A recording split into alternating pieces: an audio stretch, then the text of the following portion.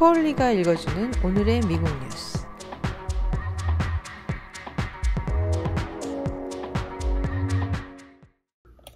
오늘 뉴욕타임즈의 일면에는 디트로이트, 미시건에 있는 하마 엘리멘터리 스쿨이 개학을 하고 있는 장면이 나오고 있습니다. 마스크를 쓴 부모들과 어린 학생들이 책가방을 메고 교실로 향하고 있는 모습이었는데요. 어느 한 아버지의 검은 Black Lives Matter 티셔츠도 눈길을 끌고 있습니다. 헬라인어는 Setbacks on Day 1이라고 나오고 있는데요. 첫날부터 문제가 있었다는 뜻입니다. 학교 웹사이트도 크래시를 당했고 사이버 공격도 받았다라고 하는데요. 첫 단추부터 끼기가 힘든 하루였다라는 내용이었습니다. 드디어 학교들이 개학을 다시 하고 문을 열기 시작했다라는 기사입니다. 다음은 로체스터 뉴욕 경찰 관부들이 줄을 이어 사임을 하고 있다라는 소식도 나오고 있습니다. 5개월 전에 경찰 손안에서 사망한 데니얼 프루스 씨의 뒤처리 때문이라고 설명하고 있는데요. 수사를 커버업 했기 때문이라는 내용입니다. 헤드라인으로는 Police leaders resign as case roils Rochester. Cover up accusations in man suffocation 이라고 나오고 있는데요. 론 싱글테리 경찰국장과 조셉 모리비토 부국장 등 여러 간부들이 사임을 하고 있다고 합니다. 경찰이 후드를 씌워서 프루스 씨는 질식을 했다고 하는데요. 고위 간부들이 덮어둘라는 흔적을 남겼다는 기사였습니다.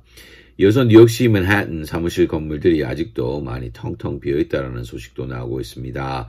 Ghostly offices haunt New York as rebound lags 이라는 헤드라인으로 다루고 있는데요.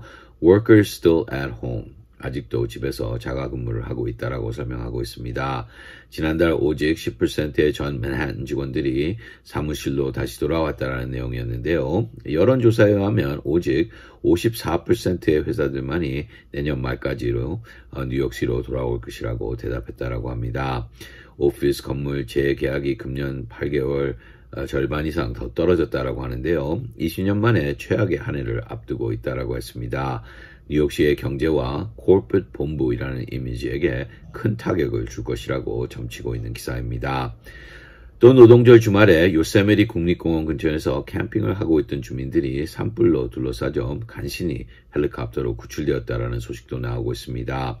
캘리포니아 산불의 한 장면도 함께 싣고 있는데요. 헬라인어는 Trapped, then whisked to safety from the inferno 이라고 나오고 있습니다. 갇혔다가 불바다에서 구출되었다라는 뜻인데요. 불이 하도 뜨거워 호수물에 몸을 담그고 있었다라는 내용이었습니다. 매년 일어나는 산불이지만 금년 캘리포니아 산불은 기온 변화로 더욱 심하다라는 기사입니다. 그리고 마지막으로 AstraZeneca 약국 회사가 그들의 개발하고 있던 코빅 백신 중 하나를 멈췄다라는 소식도 나오고 있습니다. 예상치 않은 반응이 실험 대상들에게 나와 그리 멈췄다라고 하는데요. 아직도 코빅 백신 개발은 갈 길이 먼 것 같다라는 내용이었습니다. 대중의 안전이 절실히 필요한 이상 아무리 마음이 급하다 해도 침착하게 개발해야만 한다라는 기사입니다.